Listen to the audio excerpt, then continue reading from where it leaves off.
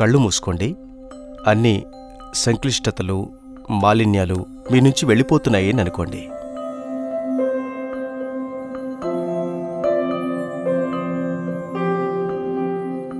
ధ్యానస్థమైన మనసును సృష్టించుకోవాలంటే మన చుట్టూ ఉన్న అన్ని విషయాల్లోనూ మనం లీనమై ఉన్నప్పటికీ కూడా మనం తామర పువ్వులా ప్రభావితం కాకుండా ఉండగలగాలి. అన్ని వేళలా స్థితప్రజ్ఞత్వం ఉండాలి.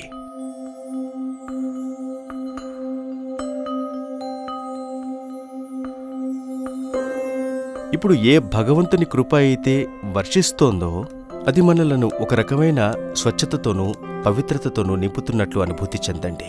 ఆ పవిత్ర ప్రవాహం మన శరీర వ్యవస్థలోకి ప్రవేశించినప్పుడు, ఈ సంక్లిష్టతలను, మాలిన్యాలను తొలగించేసుకున్నప్పుడు చివర్లో మనం మన శరీరం అంతా పవిత్ర దేవాలయంగా అయిపోతున్నట్లుగా అనుభూతి చెందాలి.